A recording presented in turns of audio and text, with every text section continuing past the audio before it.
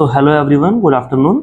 आज का जो हमारा अगला टॉपिक आने वाला है वो है डेरिवेटिव्स मार्केट। तो सबसे पहले समझना चाहिए आपको कि ये डेरिवेटिव वर्ड का मतलब क्या है। डेरिवेटिव यानी वो चीज़ जो किसी से डिराइव हुई है, जिसकी अपनी कोई वैल्यू नहीं है। तो डेरिवेटिव कुछ भी हो सकता है। फॉर एग्जाम्पल, जैसे मैं आपको समझाऊं कि एक पनीर है, वो पनीर किससे बनता है? पनीर बनता है दूध से। तो पनीर एक डेरिवेटिव है दूध का। तो paneer is a derivative and milk is your underlying. यानी कि दूध का रेट बढ़ेगा तो पनीर का रेट बढ़ेगा, और दूध का रेट घटेगा तो पनीर का रेट भी घटेगा। उसी प्रकार पेट्रोल, पेट्रोल क्या है? पेट्रोल भी एक डेरिवेटिव है किसका? क्रूड ऑयल का। कि क्रूड ऑयल का रेट अगर बढ़ेगा तो पेट्रोल का रेट बढ़ेगा, और क्रूड ऑयल अगर घटेगा तो पेट्रोल का रेट भी घटेगा। अब अगली चीज, ये डेरिवेटिव तो समझ आ गया, लेकिन ये डेरिवेटिव मार्केट बना क्यों है? इसका पर्पस क्या है? देखिए, जैसे ये दूध का डेरिवेटिव पनीर है, ऐसे ही डेरिवेटिव्स अवेलेबल हैं अलग अलग चीजों के। किस किस के डेरिवेटिव्स अवेलेबल है? स्टॉक्स के डेरिवेटिव अवेलेबल है। जैसे, जी हाँ, डेरिवेटिव्स अवेलेबल है अलग अलग चीजों के। फॉर एग्जांपल, अवेलेबल है आपके स्टॉक्स के, bonds, commodity, interest rate and forex. अब इनके डेरिवेटिव क्यों अवेलेबल है? तो सोचिए, मैं कैपिटल मार्केट में आता हूँ, वहां आके किसी भी कंपनी के शेयर्स बाय करता हूँ। अब फॉर एग्जाम्पल, मैंने शेयर बाय करा रिलायंस कंपनी का। रिलायंस का शेयर है 2500 रुपीज का, और मैंने अगर उसके 250 शेयर्स बाय कर लिए तो मेरी 6.25 लाख रुपए की इन्वेस्टमेंट हो गई। अब जिसने बाजार में पैसे लगाए हैं, उसको डर किस चीज का होगा? कि मैंने पैसे लगाए, अब शेयर बढ़ जाए या घट जाए? तो ऑब्वियसली उसको डर है शेयर के घट जाने का, कि अगर वो घट गया तो मुझे नुकसान होगा। तो मेरे पास रिलायंस के शेयर पड़े हैं, और मुझे डर लग रहा है कि कोरोना आ रहा है, या इलेक्शन का रिजल्ट आ रहा है, या कोई भी अनसर्टेन इवेंट आ रहा है जिसकी वजह से बाजार क्रैश कर सकता है। तो इस होने वाले नुकसान को बचाने के लिए एक मार्केट बना है, और उस मार्केट का नाम है डेरिवेटिव मार्केट। जहां जाके मैं इंश्योरेंस ले सकता हूं। किस चीज का? मैं इंश्योरेंस ले सकता हूं अपने स्टॉक्स का। तो अगर मैं स्टॉक्स का बिजनेस करता हूं, मैं स्टॉक्स में इन्वेस्ट करता हूं, तो मैं डेरिवेटिव में जाके स्टॉक्स का इंश्योरेंस ले सकता हूं। अगर मैं कमोडिटीज में डील करता हूं, फॉर एग्जाम्पल मैं कोई ज्वेलर हूं, तो मैं कमोडिटी मार्केट में इंश्योरेंस ले सकता हूं अपनी कमोडिटी का। या फिर मैं कोई इंपोर्टर या एक्सपोर्टर हूं, जो इंपोर्ट एक्सपोर्ट करता है और उसकी पेमेंट दूसरी करेंसी के फॉर्म में आती है, तो उसको डर होता है डॉलर का रेट बढ़ने का या घटने का। तो उस होने वाले नुकसान को बचाने के लिए वो क्या करेगा? वो करेंसी मार्केट, या जिसको आप फॉरेक्स के नाम से जानते हैं, वहां जाके अपनी करेंसीज का इंश्योरेंस कर सकता है। तो आई थिंक आपको इतना समझ आ गया होगा अभी तक कि डेरिवेटिव क्यों बना है। डेरिवेटिव का पर्पस यही है कि आप इंश्योरेंस कर सके। किस किस चीज का? हर उस चीज का जिसके अंदर आप बिजनेस करते हैं। तो स्टॉक्स में बिजनेस कैसे होता है? सोचिए, मैंने कहा मेरे को एक शॉप लगानी है। शॉप अगर मैं लगाऊंगा तो मेरे पैसे लग रहे हैं, मान लीजिए 50 लाख रुपए। अब मैं 50 लाख रुपए का माल भी भरूंगा उसके अंदर। अब क्या, कैसे चलाते हैं शॉप? हम एक दुकान लगाते हैं, दुकान पे माल भरते हैं, जिस चीज की डिमांड होती है वो बिकती है, बाकी चीजें दुकान में पड़ी रहती है। तो मैंने कहा कि मैं कैपिटल मार्केट में जाके अलग अलग कंपनी के शेयर खरीदूंगा। मैं 50 लाख रुपए क्या करूंगा? 50 कंपनियों में डाल दूंगा। हर कंपनी में 1-1 लाख रुपए डाल दूंगा। जो सी कंपनी का शेयर बढ़ेगा उसको बेचा करूंगा महंगे रेटों पे। जो सी कंपनी का नहीं बढ़ रहा वो खड़ा रहेगा। जो सी कंपनी नीचे आ गई वो थोड़ा सा नीचे आ जाएगी। कई बार मैं उसको थोड़े बहुत नुकसान पे भी बेच के बाहर आ जाऊंगा। तो इस तरह से लोग स्टॉक्स में बिजनेस करते हैं। अब जब वो पोर्टफोलियो बना के बैठे होते हैं, तो उनको डर भी होता है कि जब कोई अनसर्टेन इवेंट आएगा तो बाजार गिर जाएगा। उस समय वो अपने पोर्टफोलियो का इंश्योरेंस चाहेंगे, क्योंकि देखो, डर जो होता है ना, वो कोई गारंटी नहीं कि होगा, बस एक अनसर्टेन इवेंट है। तो उस अनसर्टेन इवेंट के लिए आप 1 दिन 2 दिन के लिए भी इंश्योरेंस ले सकते हो, या 1 महीने 2 महीने या 3 महीने के लिए ले सकते हो। वो कहाँ मिलेगा? आपको मिलेगा डेरिवेटिव मार्केट में। तो आप डेरिवेटिव मार्केट में जाके अपने स्टॉक्स का इंश्योरेंस ले सकते हो, बॉन्ड्स का, कमोडिटी का, इंटरेस्ट रेट और फॉरेक्स का। अब आगे देखते हैं डेरिवेटिव्स का पर्पस क्या है। मेरे पास बिजनेस है, फॉर एग्जांपल स्टॉक्स का। मैं स्टॉक्स में पैसे इन्वेस्ट करता हूँ। अब मुझे डर है स्टॉक से गिरने का, तो मैं डेरिवेटिव मार्केट में आके क्या कर रहा हूँ? डेरिवेटिव के अलग अलग प्रोडक्ट्स हैं, उसके थ्रू इंश्योरेंस ले रहा हूँ। वो प्रोडक्ट्स हैं forward, future, option, warrant and swaps. हम इन सभी के थ्रू इंश्योरेंस ले सकते हैं। तो जब हम किसी कंपनी का इंश्योरेंस लेते हैं तो हम क्या करते हैं? हम करते हैं कॉन्ट्रैक्ट। इसके साथ एक कंपनी के साथ कॉन्ट्रैक्ट करते हैं। तो ये सारी चीजें कहलाती है contracts. This is forward contract, this is future contract, this is option contract, warrant contract and swaps are the contracts. ये सभी कॉन्ट्रैक्ट्स क्यों बने हैं? इनका एक ही पर्पस है, इंश्योरेंस। किस चीज का? अगर मैं स्टॉक्स में कर रहा हूँ तो स्टॉक्स का, कमोडिटी में कर रहा हूँ तो कमोडिटीज का, और फॉरेक्स में कर रहा हूँ तो फॉरेक्स का। अच्छा, लेकिन हमारे यहाँ इंडिया में स्वैप्स और वारंट्स अवेलेबल नहीं है। हमारे यहाँ इंडिया में अवेलेबल है forward, future and options. And ये फ्यूचर और ऑप्शन कैसे बना, ये समझने के लिए आपको पहले फॉरवर्ड समझना पड़ेगा। तो एक चीज जान लीजिए, अगर आप कभी बाहर जाते हैं, कोई आपसे पूछता है कि फॉरवर्ड क्या है, ये फ्यूचर ऑप्शन है क्या, मुझे समझ नहीं आ रहा, तो आप क्या बोलेंगे, सर ये फ्यूचर एंड ऑप्शंस कॉन्ट्रैक्ट्स हैं। वो पूछेगा किस चीज का कॉन्ट्रैक्ट है, तो आप क्या बोलेंगे कि मैं स्टॉक मार्केट में इन्वेस्ट करता हूँ, मुझे डर होता है शेयर कहीं गिर ना जाए, उसको बचाने के लिए मैं डेरिवेटिव मार्केट में जाके अपने स्टॉक का इंश्योरेंस ले लूंगा। वो कहाँ मिलेगा, फ्यूचर के थ्रू या ऑप्शंस के थ्रू। तो मैं इस तरीके से कॉन्ट्रैक्ट कर सकता हूँ। तो आई थिंक आपको ये समझ आया होगा। चलिए सबसे पहले समझते हैं व्हाट इज फॉरवर्ड कॉन्ट्रैक्ट। जी, तो what is forward contract. Forward का मतलब क्या है, वो कॉन्ट्रैक्ट जो आगे के लिए हम कर रहे हैं, मतलब हमें आगे कोई डर है। इसके लिए कहानी है, दो जने हैं, एक है फार्मर और दूसरा है फैक्ट्री का मालिक। कोई फैक्ट्री का मालिक है जो फैक्ट्री चला रहा है। अब फार्मर खेती कर रहा है किस चीज की, वो खेती कर रहा है कॉटन की। अब उसने कॉटन की हार्वेस्टिंग करी और उसने 1 लाख रुपए का खर्चा करा। उसने बीज डाला, पानी डाला, केमिकल डाला, और वो क्या चाहेगा कि मेरी फसल जब मैं उसको बेचने जाऊं तो वो सस्ते रेट में मिले, महंगे पे। तो ऑब्वियसली वो चाहेगा क्या मेरे को सही रेट मिल पाएगा जब मैं बेचने जाऊंगा, वो महंगे रेट पे बेचना चाहता है। फैक्ट्री का मालिक जो यहाँ पर टी शर्ट्स बना रहा है और उसकी टी शर्ट्स बन रही है कॉटन की, तो वो क्या चाहेगा कि जो मैं कॉटन की टी शर्ट्स बनाता हूँ, मेरे को बनाने के लिए कॉटन सस्ते पे मिले या महंगे पे। तो ऑब्वियसली वो चाहेगा मुझे कॉटन सस्ते पे चाहिए। तो उसके मन में भी डर है क्या आगे जाके क्या मेरे को कॉटन सस्ते रेट पर मिल जाएगी। तो दोनों जने, फार्मर और फैक्ट्री का मालिक, अपने इस डर को खत्म करने के लिए ऑफलाइन मिलते हैं और एक दूसरे को मिलकर वादा करते हैं, जिसे हम बोलते हैं ओवर द काउंटर कॉन्ट्रैक्ट्स या ऑफलाइन कॉन्ट्रैक्ट। वो दोनों क्या वादा करते हैं, फार्मर कहता है कि मैं आपको ₹500 पर केजी के रेट पर माल दे दूंगा जब मेरा माल उग जाएगा। फैक्ट्री का मालिक कह रहा है ठीक है जी, मैं 500 के रुपए के रेट पर आपसे माल खरीद लूंगा। तो अब हुआ क्या, ये वादा हो गया, लेकिन ये वादा जुबानी है, ओवर द काउंटर है, ऑफलाइन है। तो होता क्या है, जब कभी माल उग जाता है और ये डिलीवरी देने आते हैं फार्मर, तो फार्मर ने पता करा कि ये मंडी में क्या रेट चल रहा है। तो देखा मंडी में तो रेट चल रहा है चीज का ₹1000 किलो। अब फार्मर के मन में क्या आ गया, लालच। वो चाहता है कि ये माल जो 500 का था, ये मैं बाजार में किसी और को बेच दूंगा 1000 का, तो मुझे ज्यादा मुनाफा होगा। तो फार्मर अपनी बात से मुकर जाते हैं और कॉन्ट्रैक्ट को फेल कर देते हैं। वो कहते हैं कि मैं माल किसी और को बेच दूंगा, और अपनी बात से मुकर गया। इसी प्रकार कभी कभी फैक्ट्री का मालिक जब मंडी में रेट पता करता है, और अगर मंडी में रेट चल रहा है कम का, फॉर एग्जाम्पल 200 का, तो इनके मन में लालच आ गया, ये माल मैं इनसे क्यों खरीदूं, किसी और से खरीद लूंगा तो मुझे सस्ता पड़ेगा। तो दोनों जने अपने इस वजह कॉन्ट्रैक्ट को फेल कर देते कहीं ना कहीं बार, जिसकी वजह से ये फॉरवर्ड कॉन्ट्रैक्ट्स फेल हो जाते थे। तो इसी समस्या को दूर करने के लिए बीच में एक थर्ड पार्टी आती है, जिसका नाम है एक्सचेंज। एक्सचेंज जो आप जानते हैं, जैसे कि NSE एंड BSE, वो कहते हैं कि आज के बाद जो भी कॉन्ट्रैक्ट होगा ये ऑफलाइन नहीं होगा, अब ये होगा ऑनलाइन। जो कॉन्ट्रैक्ट्स ऑफलाइन थे उसको बोला जाता था ओवर द काउंटर, अब ये कहलाएंगे ETC, यानी एक्सचेंज पर ट्रेड होने वाले कॉन्ट्रैक्ट्स, एक्सचेंज ट्रेडेड कॉन्ट्रैक्ट्स।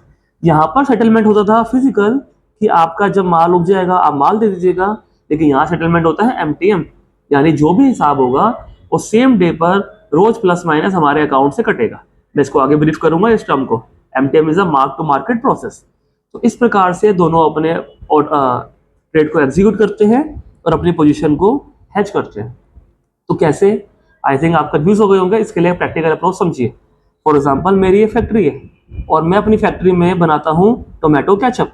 अब टोमेटो केचप बनाने के लिए मेरा रॉ मटेरियल है टोमेटो। अब मुझे एक बड़ी फैक्ट्री से ऑर्डर आया कि सर मुझे 1000 बोतल चाहिए। मैंने कहा ठीक है जी मिल जाएगी।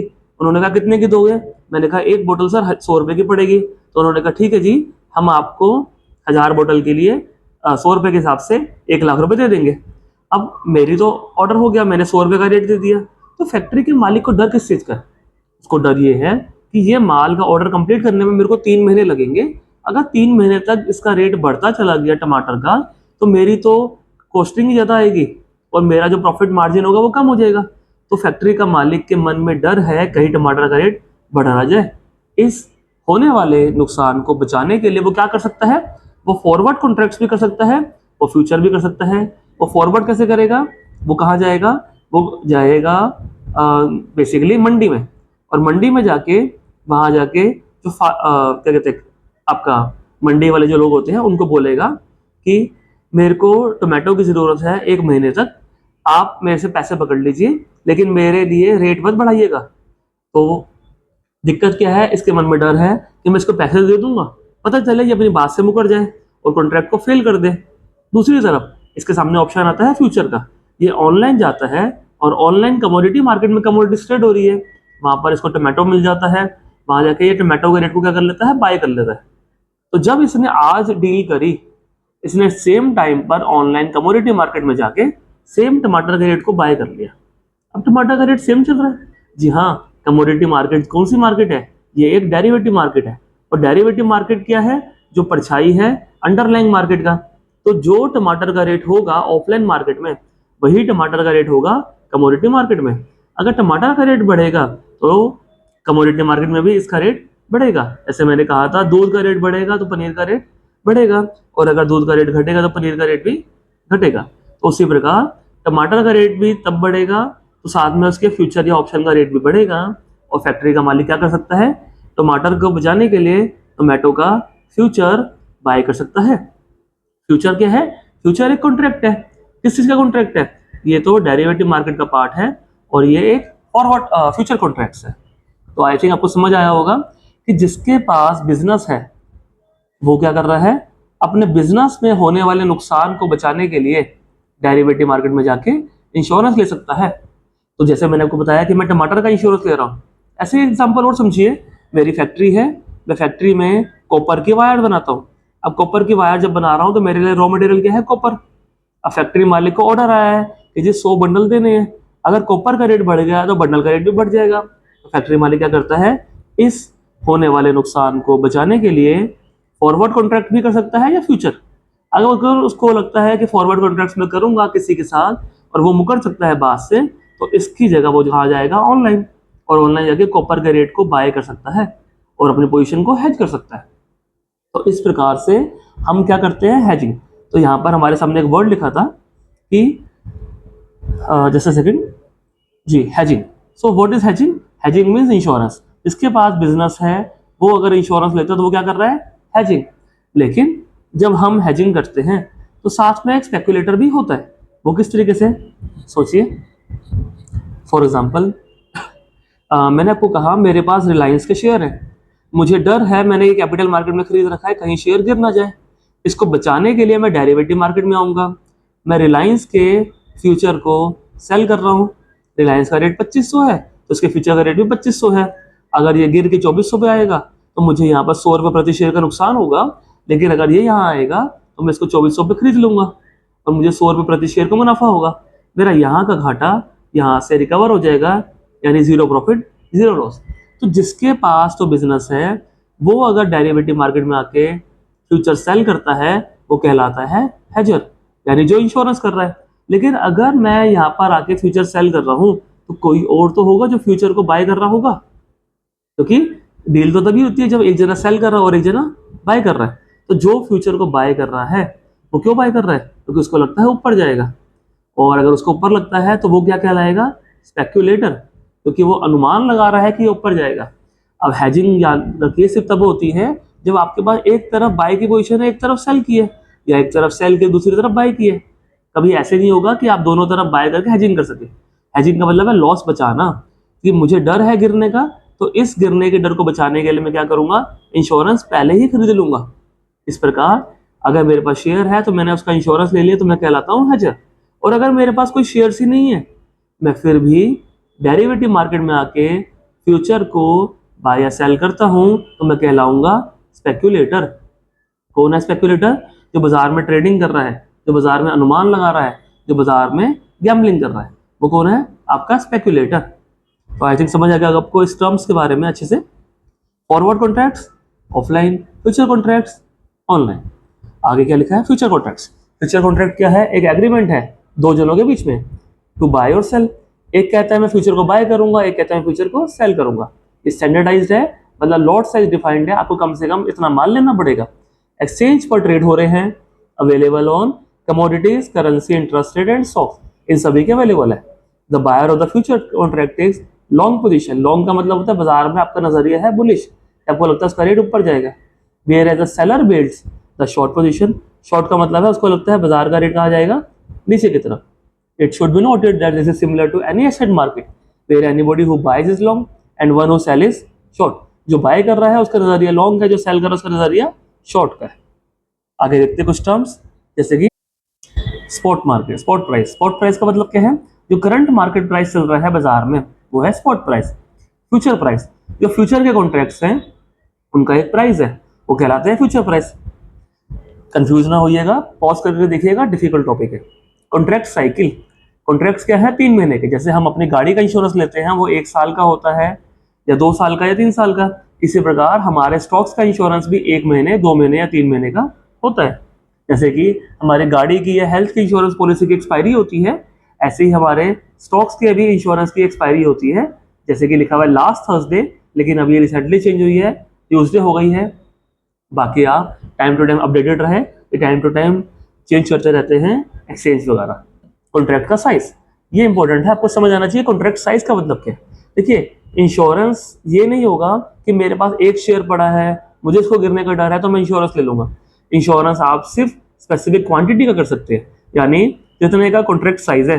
तो फॉर एग्जांपल कॉन्ट्रैक्ट्स क्या है, अगर 2500 रुपए का शेयर है तो एटलीस्ट आपको एक लॉट लेना पड़ेगा, और एक लॉट में अगर 250 शेयर है तो यानी 6.25 लाख रुपए का माल आपके पास होना चाहिए।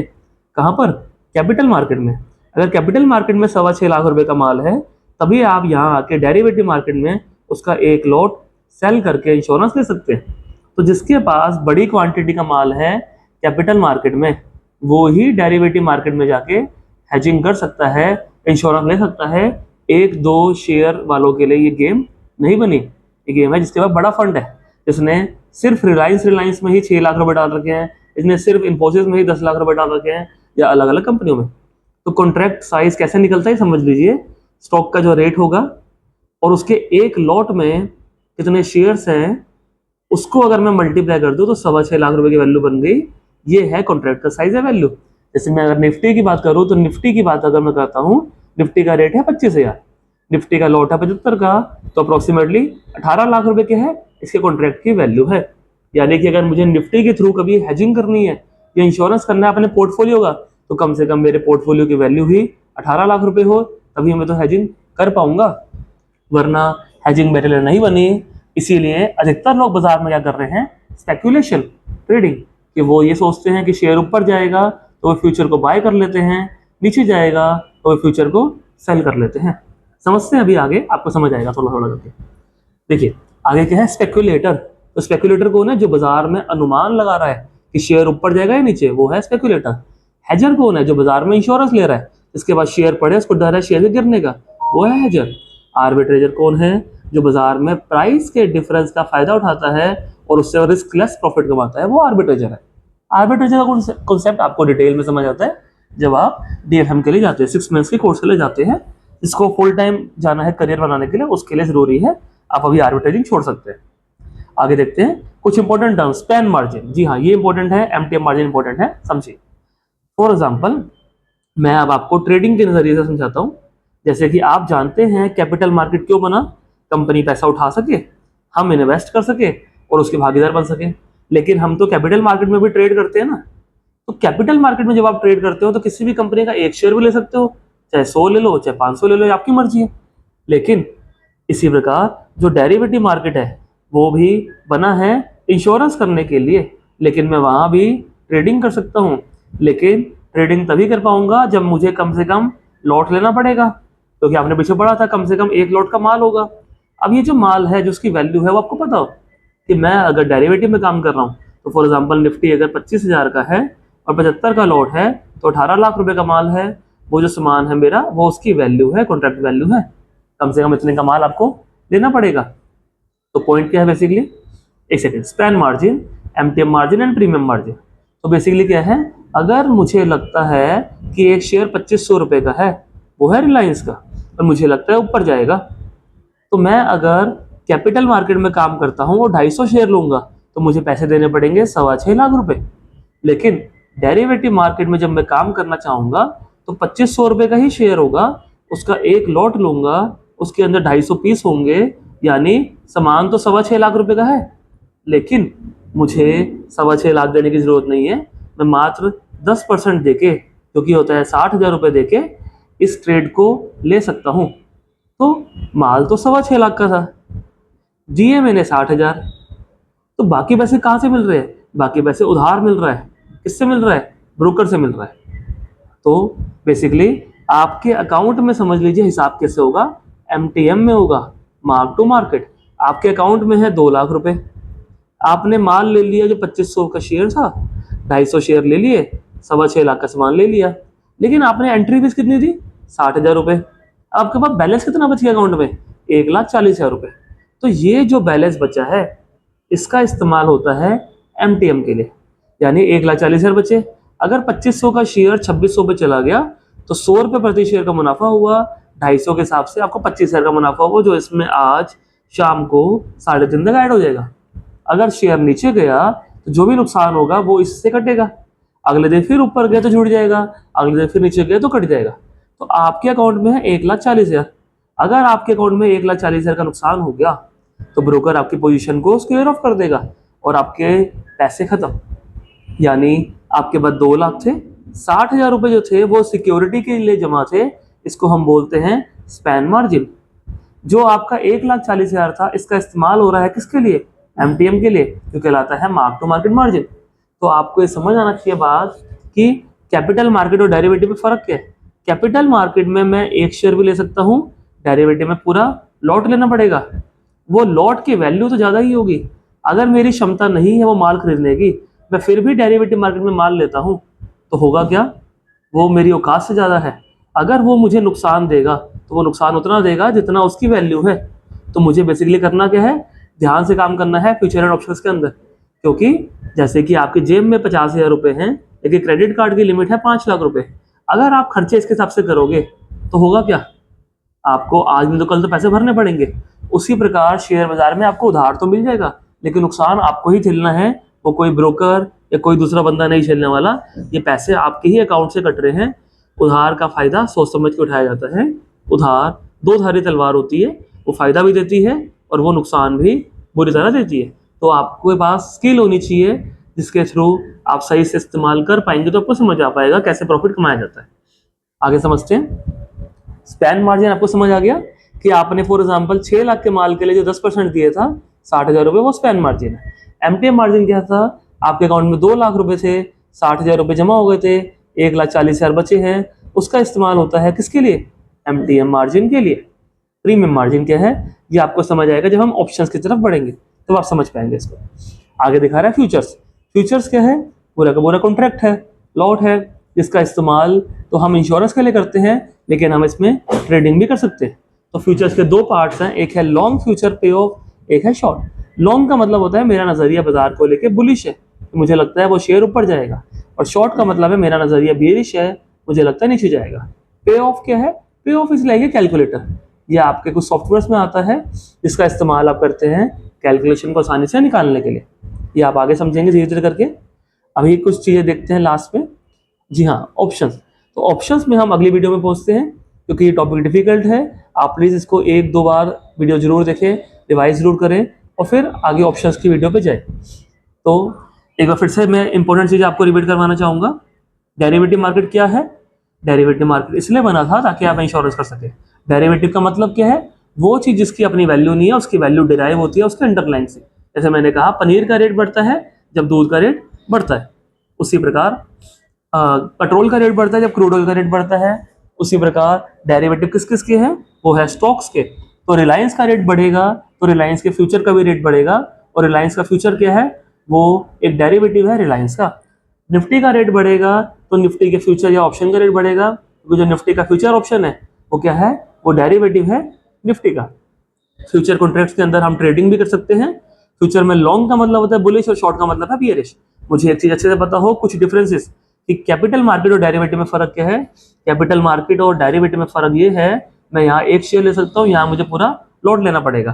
कैपिटल मार्केट के अंदर एक्सपायरी डेट नहीं होती, मैंने खरीदा, मैं जितने मर्जी समय के लिए होल्ड करूँ। डेरिवेटिव मार्केट में एक्सपायरी डेट होती है। यहाँ पर आपको कम से ज़्यादा आप 1 महीने, 2 महीने या 3 महीने का ही कॉन्ट्रैक्ट ले सकते हो, उससे ज़्यादा का नहीं ले सकते। कैपिटल मार्केट में तो आपके पूरे पैसे लगते हैं, लेकिन डेरिवेटिव में आपका हिसाब होगा MTM, mark to market settlement. तो ये डिफरेंस इसको याद रखें, उस तभी आपको ट्रेड करना चाहिए। जरूर याद रखें, ट्रेडिंग क्या है? ट्रेडिंग बिजनेस है, और जब आप ये बिजनेस कर रहे हैं तो प्रॉफिट होगा, लेकिन लॉस भी हो सकता है। तो अगर आपका लॉस डेरिवेटिव में बड़ा हो गया, अगर आपके दिमाग में सिर्फ ये है कि प्रॉफिट बड़ा आएगा, लॉस का आप सोच ही नहीं रहे, तो आप गलत कर रहे हैं। पहले ये सोचिए मुझे अपनी कैपिटल कैसे बचानी है। अगर कैपिटल बचानी आ गई तो शेयर बाजार में लंबे टिक जाएंगे और आज नहीं तो कल कमाई लेंगे, लेकिन अगर पूंजी ही उड़ गई तो बाजार में जिंदा रहने के लिए भी ऑप्शन नहीं बचेगा। तो आई थिंक आपको अच्छा लगा होगा समझ के। Thank you. आपसे मिलते हैं अगली वीडियो में। धन्यवाद।